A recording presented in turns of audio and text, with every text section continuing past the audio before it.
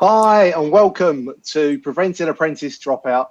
Let's take action. This is a joint FE News and Cognassist live stream, and I'm Gavin O'Meara. I'm the CEO and founder of FE News, and I'm joined by three friends, three amazing panel guests. I'll go around to let everyone be able to introduce themselves. But first off is Sally Dicketts, who is the AOC President and CEO of Activate Group. How are you, Sally? I'm really good, thank you, and delighted to be here, Gavin, talking about what's a really important topic.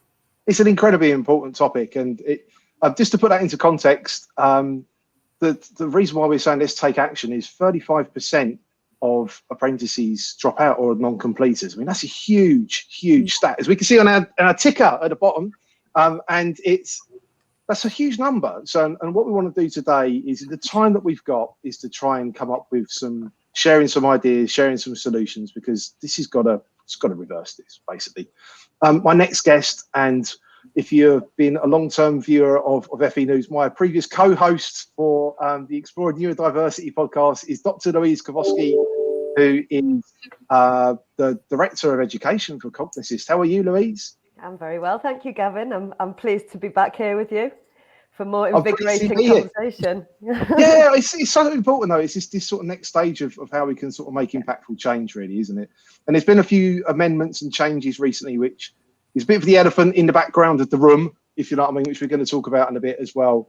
And many of you may not know Helen, but I'm really pleased you're with us, Helen. Helen Wilson is just put together a really cool handbook, which is just literally exploring all of this topic. And it just seemed a really, really good person to bring in. And the handbook is all around how do we address like the dropout rates with apprentices. So Helen, how are you?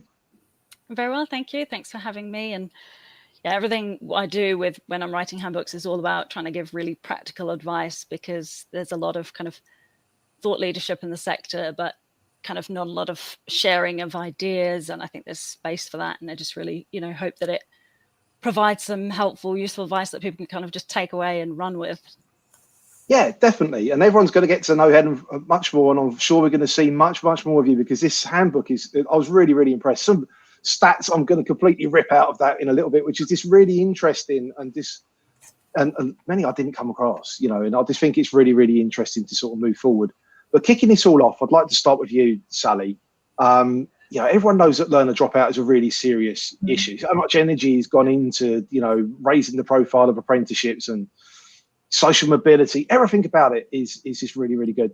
35%, depends how you cut stats. All stats are cuttable, but say 35% of people, of apprentices at the moment are dropping out, which is a huge number. We've gone through a bit of change recently. The last 18 months has been a little bit unusual. How has recent events impacted apprentice completion rate or dropouts, would you say? Oh, I think hugely. If you're a hairdresser or a chef, you were virtually out straight away because so many places were closed. And I think it's interesting, they were furloughed to begin with, and then they just lost their jobs. And of course, now we're seeing a huge impact on restaurants where they're closing because they just can't get chefs. And so in a way, it was a short term, let's put everybody on a furlough, and now they're suffering. So I think there is a big issue. If we take our biggest activate are engineering, caring and health and leadership, and for different reasons, they've all been hit. Engineering probably the least, because they've maintained their jobs. Leadership's been hit because we deal with first line managers, many of whom have furloughed their team and so are partly doing their job and just could not give the 20% off the job training. So they had to stop and are now beginning to come back. And the same for care, because of all the issues with care homes. And so I think the pandemic has had a huge impact. But I think there are things, and I'll leave that to the later questions, that we could do better. I think the pandemic has really hit apprentices very badly. To try and get an endpoint assessment for some areas has been virtually impossible because, to be fair to the centres, they were closed.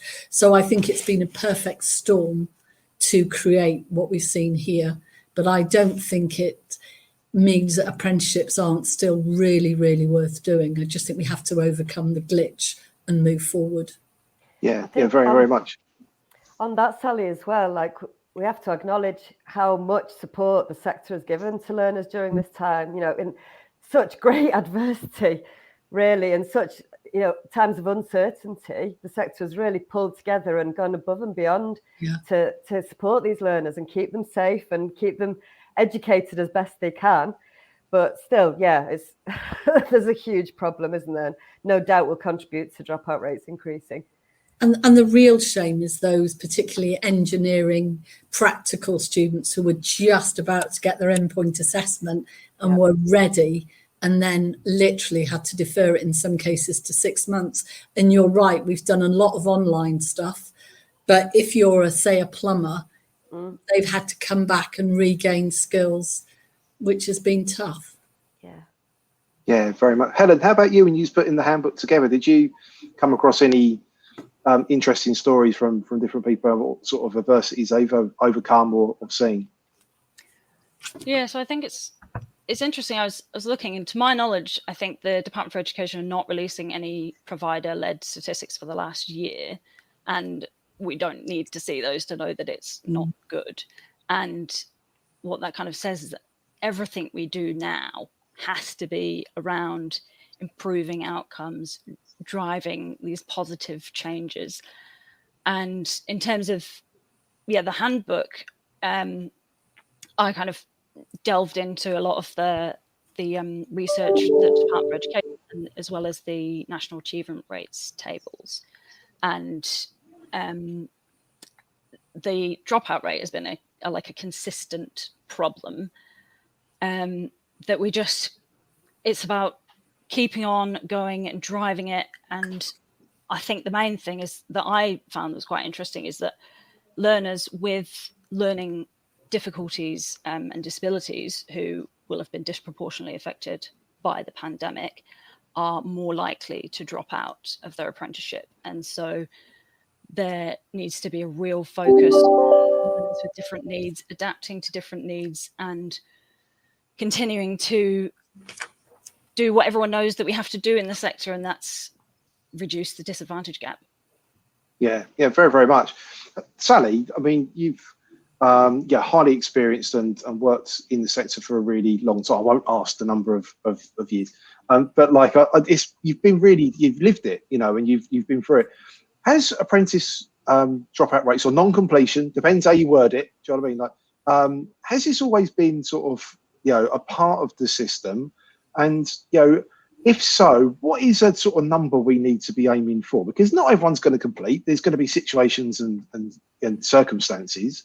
But, you know, is this sort of an age-old problem that has just sort of been sitting in the corner and no one's really wanted to shine the light on? Or what do you sort of see from your experience and background as sort of the way forward with this?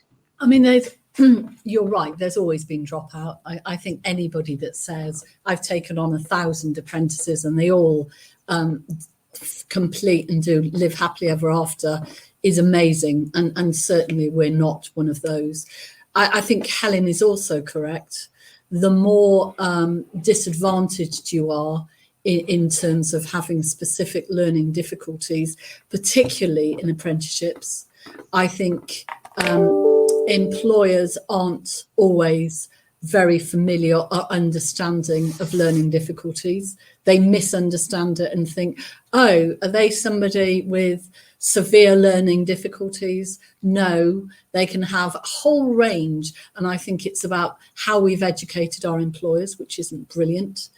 I think the relationship you have with the employer is really, really important. I think the support that we give students with learning difficulties and disabilities in the apprenticeships certainly is not always as good as we give to study programme students. And I can bawl for Britain on the reasons for it.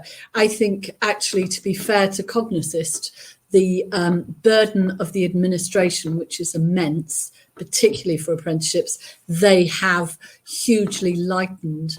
But I do think the education and training of assessors and people who engage at the work end do not have necessarily the training or understanding that we've perhaps invested in our study programme staff. And that's certainly something we're aware of and trying to address. And that causes dropout. And I actually think there should be an element of dropout if we're going to have high standards. And I think some young people make the wrong decision, and we should be much more flexible. If I start hairdressing and I hate it, I think you should be able to move into other things much more freely. And I think the flexibility of movement creates more dropouts than we need. Yeah, no, definitely. And there's whole new schemes coming on board with the flexi job apprenticeships and stuff like that, isn't it? To looking more at careers, isn't it? Because the world of work has changed. But I think it's quite interesting that they've gone down that route and recognised that. To be honest, yeah. Louise, Sally mentioned a really interesting point there around how we develop and around CPD needs really for staff around how to be able to support learners. Because, and jumping into Helen, in your handbook, you had some interesting reference points from DFE. It might be a good idea to share those before I then ask Louise something actually around. DFE recognised that there was obviously they did a study 2019, I think it was, around what was the apprentice, what was the reason for apprentices dropping out. Did you want to share some of their findings from that? Because I think that's interesting. That's from DFE. Do you know what I mean? They're recognising this, Yeah, it was quite enlightening when I was researching this, and one of the main points that came out that there's a lot of reasons why people drop out, but for a significant number, they were driven out by a poor quality provision. And I think now, for me and a lot of people in the industry, quality is synonymous with equality. If you're not providing a quality provision for all apprentices, then you can't be saying that you're providing a quality provision. And another one that was learners who dropped out often questioned the support they received and how responsive tutors were. And this isn't necessarily an individual thing, it's a process thing, it's a company-wide thing. It can't just solely, all of the responsibility has to lie on tutors. It is creating a whole culture in your organization that starts at the top and enables everyone to kind of have, confidence themselves, like staff to have confidence to, as Sally was mentioning, like to address these needs and to kind of build a really, really joined up approach that also involves the employers and the EPAOs. Like it is everyone in this all together. Yeah, definitely, Louise. That literally segues totally into you. Like, so, you guys have got Cognassist have got a huge data set of what's happened with different learners you've worked with, but also with different providers that you've worked with, like college and independent training providers. What could you share some of those sort of stats, and also the whole CPD suite? So like what Helen is saying around, what DFE have found is it's down to quality of provision, but also some learners feeling not very well supported. That this both those sort of smack of a CPD need, don't they? Like how can we support people better with this? Yeah, completely. I mean, I've heard firsthand anecdotal evidence from tutors saying prior to having training with Cognassist, they used to dread having a learner come to them with a diagnosed need because they were so afraid of providing the wrong type of support or the wrong type of communication for that learner. So what they did was actually ignore the need because that felt like the better thing to do, the right thing to do, and just let the learner struggle on. So, there's a huge requirement for, and it's not masses of training that's required. It's, accessing handbooks like the ones Helen has produced, like just to look at practically, how can I deliver a tailored program? How can I communicate in a tailored way with my learner? The main thing for me is case by case. So our stats, we've assessed well over 100,000 learners now over the last 4 years. And our data is showing us that 1 in 3 apprentices actually has a neurodiversity, which could pose a barrier to their learning or completion of their apprenticeship program if it goes unsupported. So, just familiarity with that sort of number and what that means in terms of learners. This isn't a sort of abstract figure. This is prevalent in every single training provider that we worked with. So just that knowledge and confidence to say, okay, I need to do something differently for this person. There's plenty of material out there. There's plenty of resources out there. We released a free masterclass that focused just on this to help give the sector confidence in approaching neurodiversity and having that conversation with learners. Yeah, and it's and to highlight, because I know we talked about this on the Exploring Neurodiversity podcast. Guys, you listen to that if you haven't done already. We covered this a lot around that 1 in 3 is actually people that it was hidden. They didn't know. They probably had a suspicion, but they didn't know that they had needed additional support, which leads me to another point in a minute. But like, it's just 35%, 1 in 3. We're not saying that's that's the solution. There's many people's lives are complex, aren't they? There's many different things in there which are going to be a part of that. But surely that's got to help if you're supporting people to support the learner. It's got to help to be able to. Communication seems to be key here, doesn't it? Sally, the next question was going to be, where does responsibility lie for dropout? You're a leader. Where does that sort of sit with the apprentice, the tutor, the leader, the employer? And also you got the awarding organisation right at the very end. There's a whole relationship, and there's many parts to it. It's communication is got to be key here, isn't it? Where have you seen good best practice, and where does responsibility sit for this? Really, it's not pointing fingers. We're just trying to come up with solutions.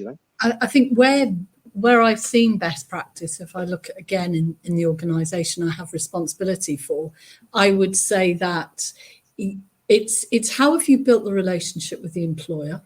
Because I think it's fine to say, and I do agree with Louise, if you haven't trained your tutors, if they don't know what to do with somebody who's severely dyslexic, which I'll take as I understand that, and all you do is try and bury it, then that creates a huge issue, and the dyslexic student will fall further and further behind.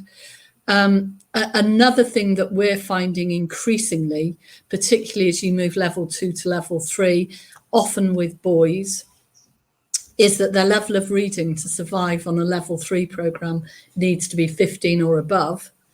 A lot of young people don't as such have a neurodiversity issue, but what they do have an issue with is they can't read properly, but they read sufficiently to survive in the work they're doing, but not sufficiently. They're too slow, therefore, at actually doing the work at level 3, and they drop out because they feel humiliated. They don't want to tell their employer they're not reading well enough.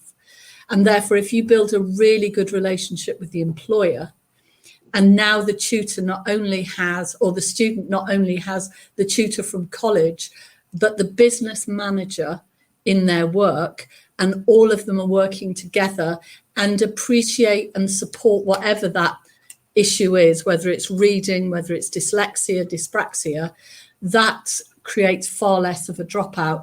And if the senior leaders at both the college and the employer measure the dropout, particularly as Helen said, of students with diverse needs, then the dropout drops hugely. Where none of that's in place, frankly, it's a lottery. If you happen to have a good tutor on a good day, you stay. If you happen not to, you fall out. But if the business is actually monitoring what happens with the apprentice, the college monitors what happens with the apprentice, then it's less of a lottery. Yeah, no, that's really, really helpful. So, Helen, I don't want to keep referring and then ask you to give us loads of stats, because I'm like sort of pushing cats in stat on you there a bit. But this, because neurodiversity isn't just dyslexia. We know it's much wider than that. But just because Sally picked up on that, I think the British Dyslexia Association had a really interesting stat, what they found that was in your handbook, actually. I don't know if you wanted to share that, because it just sort of highlights something which, again, is communication, again, is raising awareness, again, is like a CPD need, basically. It's just sort of, there's a common thing coming out here, really, now we're talking about this. It's just, I didn't know if you wanted to share that at all.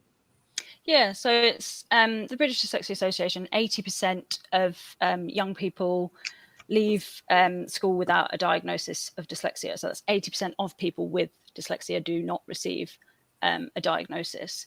And equally, there was a recent study by Cambridge University that found that autism is much more common than previously thought.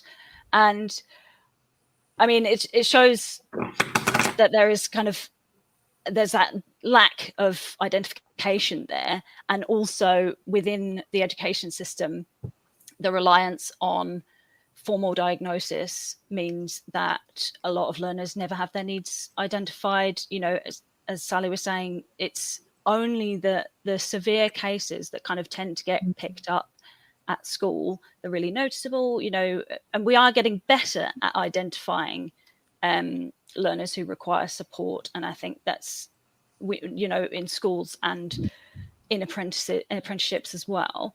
But yeah, it's just kind of having more access to identification, more access to support, I think is just really important. And it highlights that there is a significant number of learners who are not receiving the support they should. Yeah, no, definitely. Louise, in your sort of experience, because you deal with, you know, hundreds of providers, like, and then, yeah, people that are, you know, educators and leaders. How often, I know we've had this conversation, you know, off camera many times before actually, but around how neurodiversity can be quite hidden. You know, we've seen it with the 1 in 3 before people start an apprenticeship.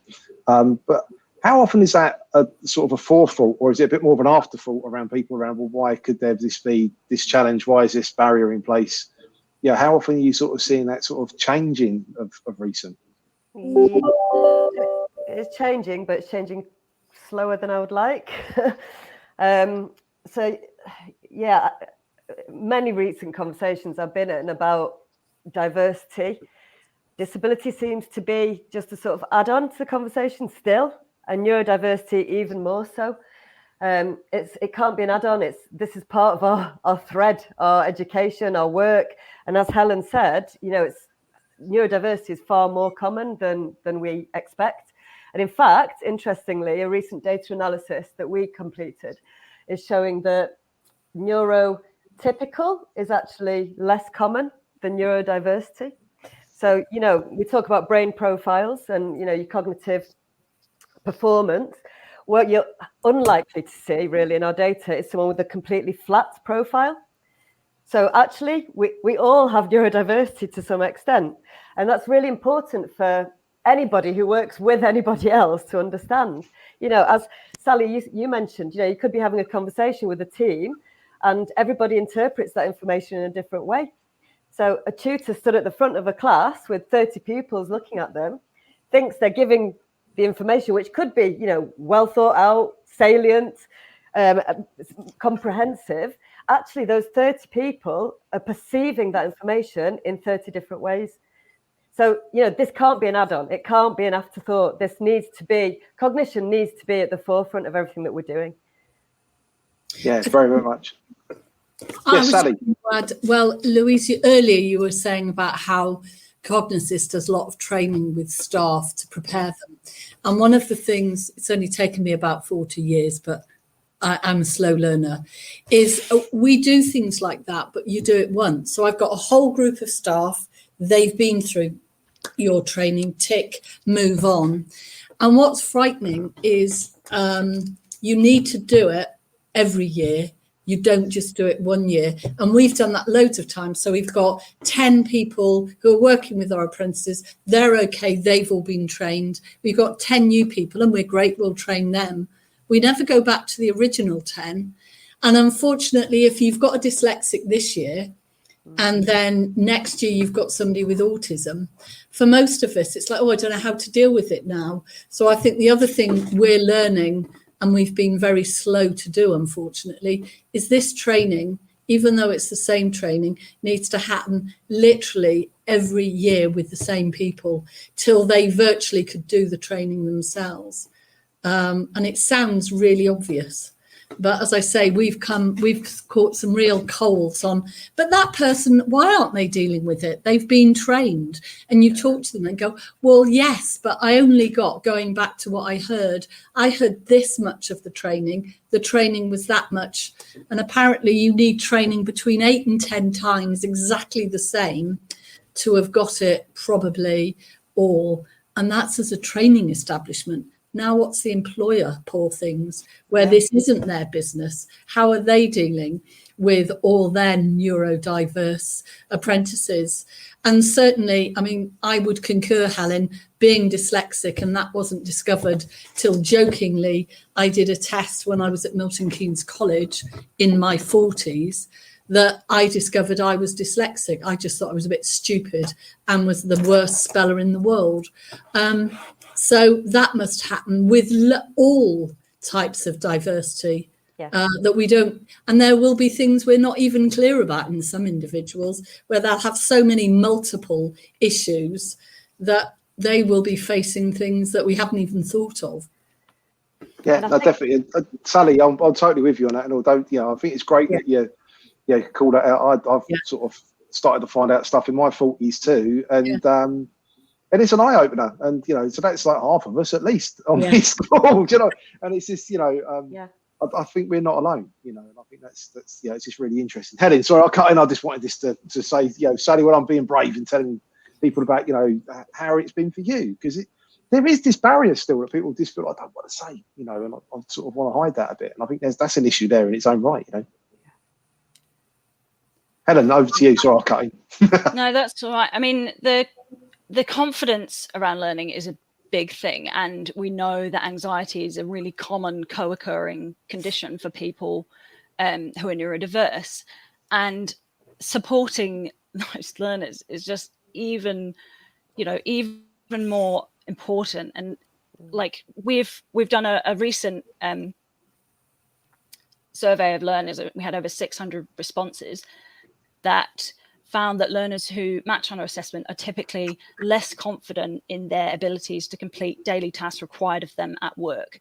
And that's just, we need to create an environment where they feel like they're able to thrive, and whatever that means for them. And it does take a bit of a trial and error approach. But the thing I think about a lot is that there's no learning without cognition. We just, it's so essential to understand how we actually take in information, how people take in information differently, and create a learning environment and a working environment that just acknowledges this inclusivity. And I think it is a process. It is, you almost need an undergraduate degree in psychology to kind of wrap your head around it.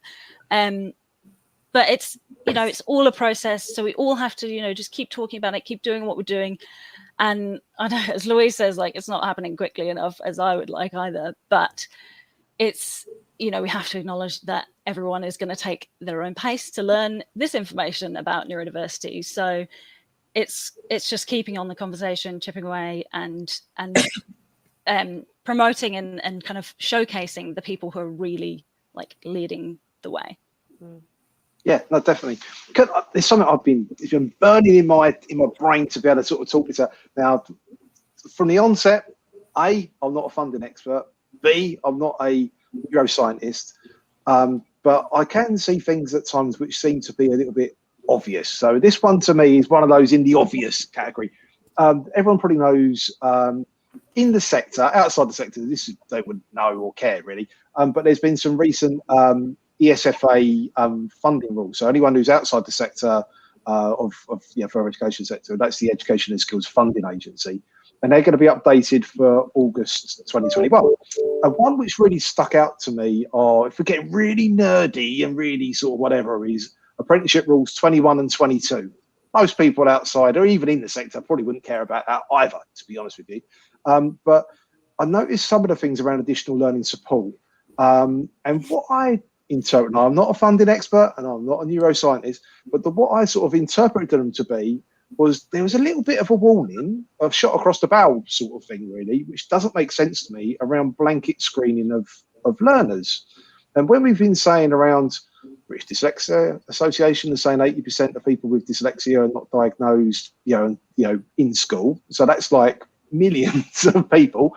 And also, if you look at like the data set from 100,000 people, there's 1 in 3 people with undiagnosed neurodiversity.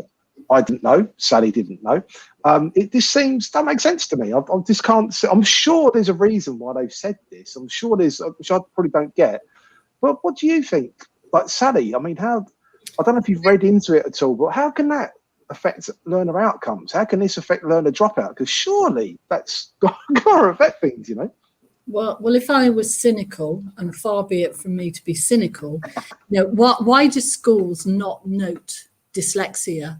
Because actually they haven't got the money to do anything with it. So if I've got money for 20% of my students to be supported, then I'll find 20%, because I'll find the worst culprits and I have to ignore everybody else because I can't fund it. If I am a government that wants to reduce funding, then if I don't blanket screen and I say to everybody, just find the worst culprits, what will happen? And I know what I'd have done if I'd known I was dyslexic going for a job. I certainly wouldn't go for it, because how do I know my employer won't sack me because they think I can't read and I can't write? Therefore, I had very good coping strategies. I'd have disguised it and moved on. So, and the second thing is, what a stigma. Oh, hello, Gavin. Do you have any neurodiverse problems? No, let's find out what they are. No, I'm perfectly normal, thank you, whatever normal is.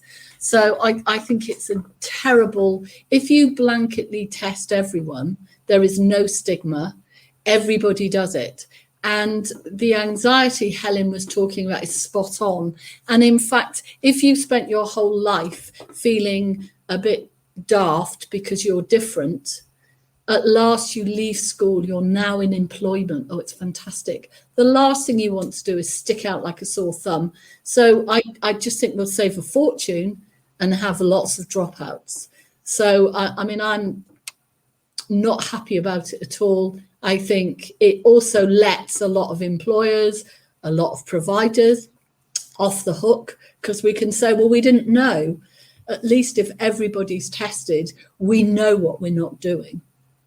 Going forward, I just think it's the unintended consequences will be quite severe, in my view. So there's some other things which, you know, sort of stand out to me, and I mean, I'm not an expert in this, but, you know, Offstead, what can, you know, we're talking about quality provision. You know, if we're doing, you know, initial understanding what is the initial assessment for a learner, then surely it would help. Also, you know, things like being, you know, Louise mentioned it around Equalities Act and stuff like that. You know, like you know, some things are hidden, you know, around the ways you should support people. Am I barking up the wrong tree here and got this all completely, you know, back to front, or is this just sort of something that's obvious to a lot of people, but it just sort of seems to be a rule which hopefully doesn't come into place, can actually be sort of amended slightly, or maybe sort of unpacked in a different way that everyone can understand the intention for it. It isn't doing all this crazy damage. Do you know what I mean? I don't know if anyone wants to sort of, you know, what do you think, Louise, around Offstead and equalities if you can't screen someone? Completely. So just referring to what Helen mentioned earlier in this conversation, you know, to get an assessment through an educational psychologist costs a few £100s, and there's long waiting lists, particularly now in the pandemic situation. Just because an assessment is widely available doesn't make it generic. So blanket screening, like it sounds derogatory, but actually it's a hugely positive thing. It's inclusive. If it's part of the enrollment process, everybody does it, as Sally said. In regards to Offstead, in the EAF, you know, time and time again, it references accurate starting point. So how can you truly understand your learners? How can you truly map an adequate curriculum for all your learners and plan tailored delivery without fully understanding how somebody thinks? So you're not barking up the wrong tree. You're totally spot on, in my opinion, Gavin. I think it's really telling as well, actually, that it was an article by Paul Joyce, who's the Deputy Director of FE and Skills at Offstead, yesterday, in fact. Oh, no, maybe it's Monday, actually. Said that it was all around the need to put young learners with SEND at the centre of our recovery plan, could not be clearer. And the thing for me is that we all have learning needs, but some of us get our needs met by default. And I just think that the indirect discrimination that can happen throughout a program where, if we're not thinking about this, if we're not paying attention to this, we might not catch the difficulties that some learners are having, and therefore they're not, they might drop out, they're not having a good learning experience, quality learning experience. That we really need to be aware of this. And it's not easy for tutors, for whoever has contact with the learner, to identify these needs if there are not proper processes, if it doesn't happen at the beginning to build confidence, rather than it becomes too late in the program to support that learner, and who knows if they achieve or not. I think it's telling that was the kind of Offstead, the voice from Offstead, and most of us on Monday were kind of just like wrapping our heads around this funding stuff as well. So I think it's not just achievement though, it's the effect, the impact on that person. So if if your needs are met too late, if support isn't put in place quickly enough, if reasonable adjustments, there's not enough time to apply for them, you've not even had time to work with your reasonable adjustments, you're at a huge disadvantage. And if you end up dropping out or failing, how do you then pick yourself up with confidence and move on to the next learning qualification or next bit of employment? It has a ripple effect for that person ongoing. And especially now, when the effect of the pandemic is just being felt, and we have so many people with really shaken confidences, and growing numbers of people re-entering education who may have had really negative previous experiences at school and need their confidence to be built up, need to have support in place to fully thrive in an environment that previously they didn't have a great time with. They might not be feeling super confident. So that support needs to really be there, really be robust, and ideally from day one. But I suspect some of this probably, not that I'm a spokesperson of the ESFA, but if you're an employer, particularly if you're one of the large accountancy firms that has thousands of supposed apprentices, you probably get really teed off that they're all going through this, blanket screening. Most of them are graduates. Why are we bothering? I don't think actually, again, the employers understand. You can have a highly functioning, very able individual who has learning difficulties. So I think there is a problem about understanding what screening is. And I suspect there's lots of pressure on employers to get rid of this. Of course, Helen, the courses you're talking about, absolutely, we must have screening. But my graduates, they don't need it. It's a waste of my time and money. And I think, you've got these competing pressures all the time. And as the biggest growth at the moment in apprenticeships, unfortunately, has been 4 and above, none of those employers will value screening, because in their eyes, for legitimate reasons, they'll believe they don't need it. Meanwhile, I suspect if I went and criticised, ESFA would rightly say to me, well, you run your organisation, Sally. If you wish to screen and you believe you're doing it in a legitimate way for your learners, go ahead, and we would still screen. The drawback is there will be lots of programs where employers won't screen. And for the reasons I've given, employers don't understand. You can have very high functioning individuals that do need support. Different type of support maybe than a level 1 or a level 2 student. And it's, in a way, we as colleges maybe, or training providers, have not educated our employers well enough, which goes back to me, if we'd built really, really good relationships, everybody, including Kaplan, with the big 4 accountancy firms, they wouldn't be putting this pressure on government to change the system. So I think that, for me, is a big need to educate employers about learning. and all the things, Helen, that you've articulated brilliantly. Louise, I could see you was bursting to about to say that, you know, you've, with the data set that you guys have got, you know, level 4 and above, what do you find for the hidden neurodiversity sort of needs that are there? There is still a significant need. So it's lower in our data set. So higher level learners are 1 in 5 neurodiverse. And it's funny, Sally, you know, when back in the day when I used to go and train, like I used to speak to training providers on a daily basis, and I used to hear this all the time. You know, our apprentices couldn't possibly have needs because, you know, they're studying accounting or IT. Like, okay, they have a different type of need usually. It can't be ignored. Yeah, I think there's a difficulty as well around the language in the education sector. You know, we're talking about support, so we kind of have to touch on difficulties, but people who are neurodiverse like often see it as their superpower, and we can also identify learners' strengths as well as areas where they might require support, and that, you know, can show them, okay, we're going to support you in this thing, but you can also rely on these stronger abilities to approach tasks that you find more challenging. And that's not, it's part of the stigma, really. There's not a lot of conversation around the benefits, the strengths, and how this can, you know, really improve teams.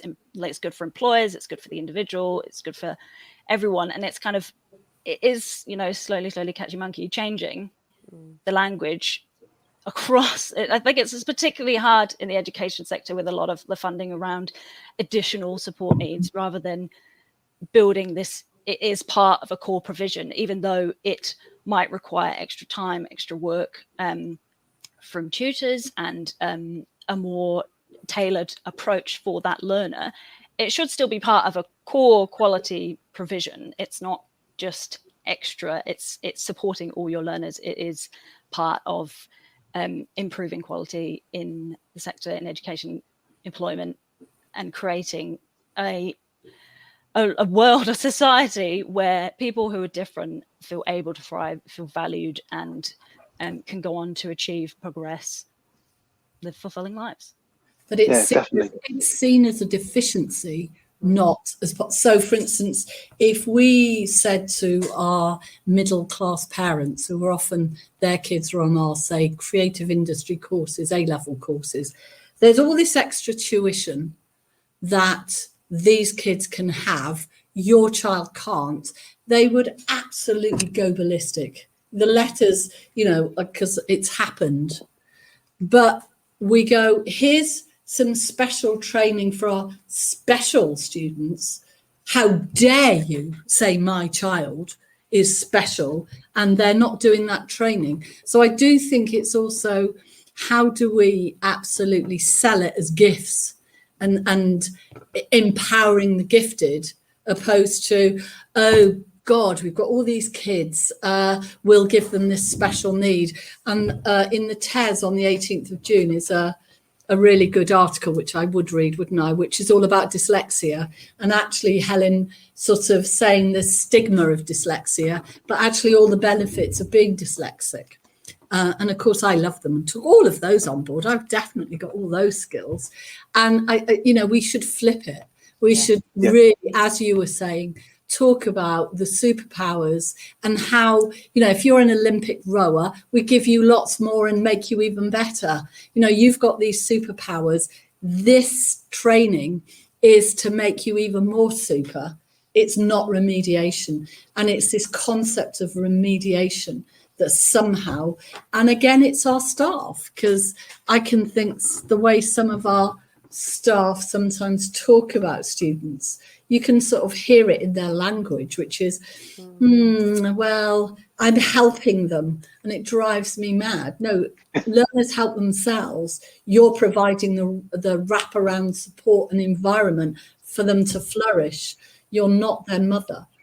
And how does that build the confidence of the learner if they, you know, it's the non-verbal cues, it's the language we choose to use. I think it's it is hard, and it is sometimes dictated by legislation and by funding rules, but there's a lot of space for us to do better and and it's the initial conversation that you have with that learner, the confidence that you as an organization exude when you're talking to them about their needs and going, even if you're not quite sure how you're going to approach it for that particular learner, you can say, you know, we are going to like support you in whatever way you need so that you can kind of do your best. And it is the learner that kind of does the work and can kind of, they can help themselves, as you say, Sally, like, but we can just provide that sounding board and that baseline of kind of, we're here and you can do whatever you need to do and we've got you covered, kind of thing. Yeah, they need a coach or a mentor. I mean, I have 2 coaches. So why, if I was a 17-year-old, don't we? I mean, we call ours performance coaches to try and get away from here's a teacher with a student, psychologically for the staff and the students. But that is what we're talking about, is a coaching, mentoring relationship, not a God-supplicant relationship.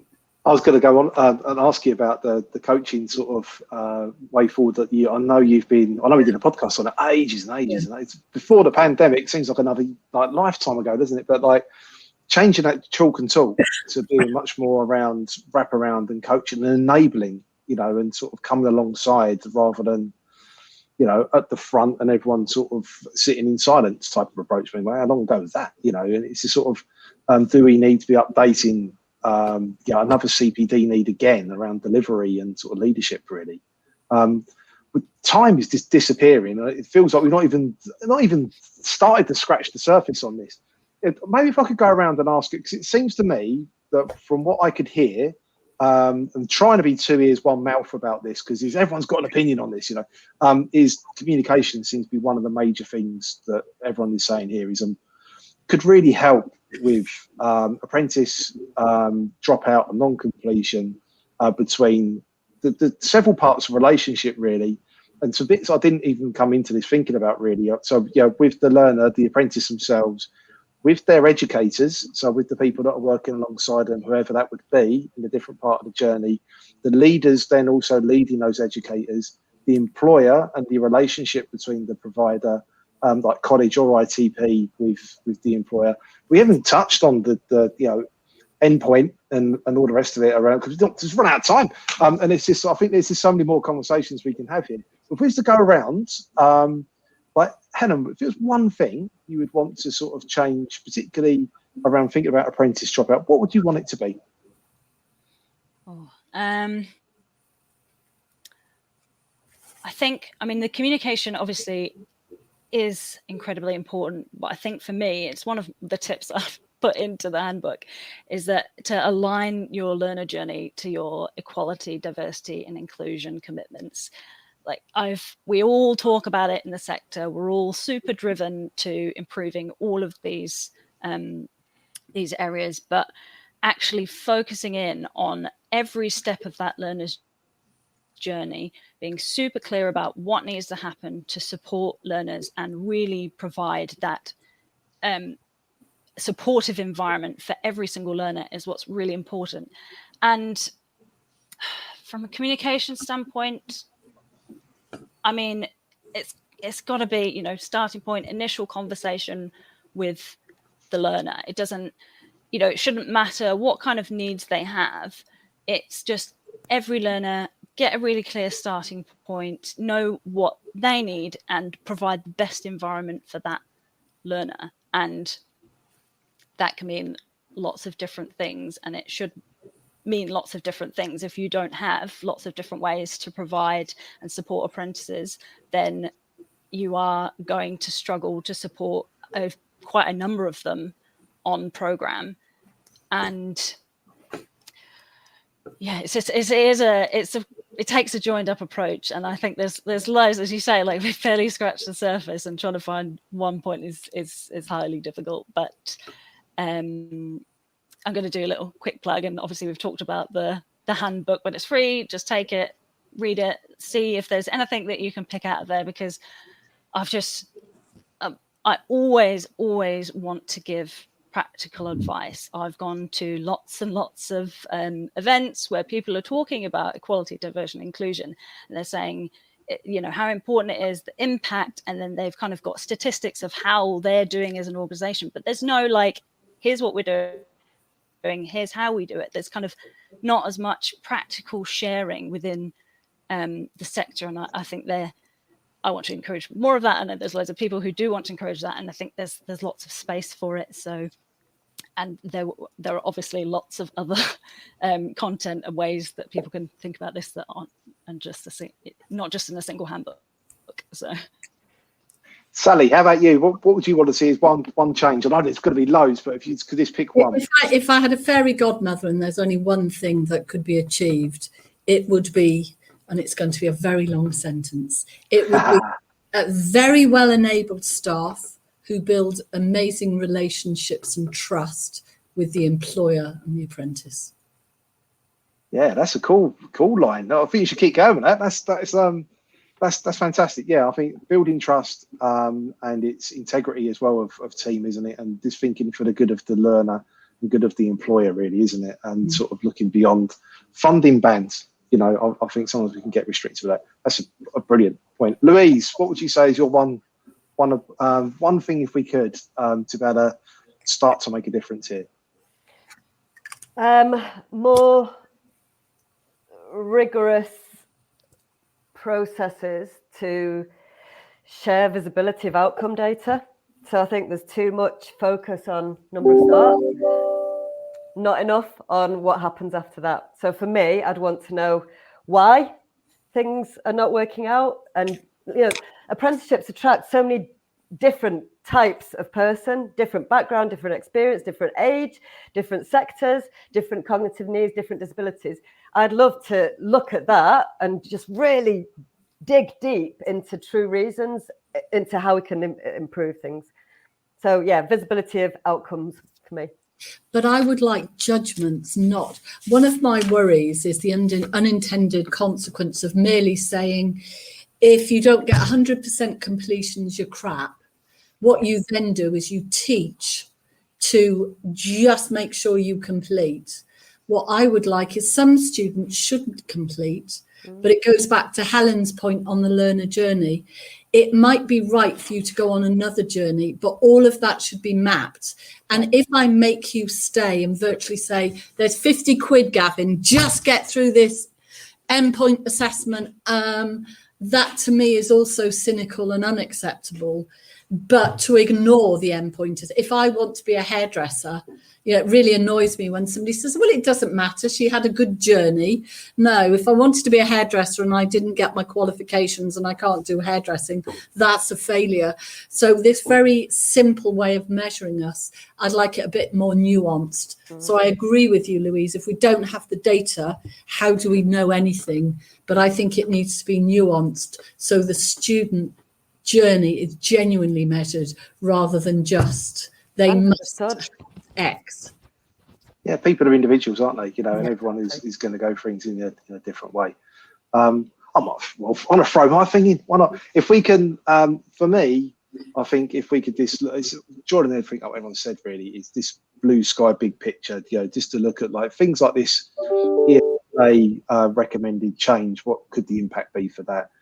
You know, looking at like what you just said around like everyone as an individual, you know, around Helen, what you're saying around EDI, how can we bring everyone together? There's almost, I don't like the term because it's a bit of a weird one because I just think of people jumping in boats and attacking beaches really, but like a task force around what can we do to sort of to look at this. And I think who should be responsible for that? And I think really it shouldn't be someone who's, you know, a civil servant. They should be a part of it. It shouldn't be someone who represents a college. It should be college, provider, employer, apprentice. It should be support sector around it. And if we could come together as a sector with all of those brains, all of that passion, so we will be able to fix this. And I think for me, it would be great if we could have something like that.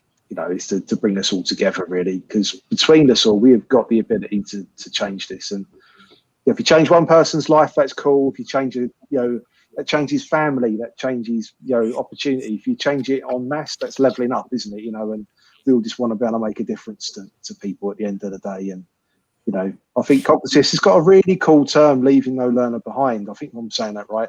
And I think that, that's something which we should be taking on as a mantra anyway. Why are we doing it otherwise? We want to make a change to people's lives, isn't it?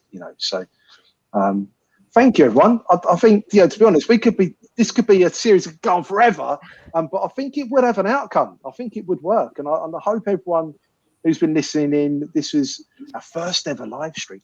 And I hope you enjoyed it. I hope you got something out of it, and I hope it means what's the point of these if it doesn't stir you to want to change, to be able to hear new ideas.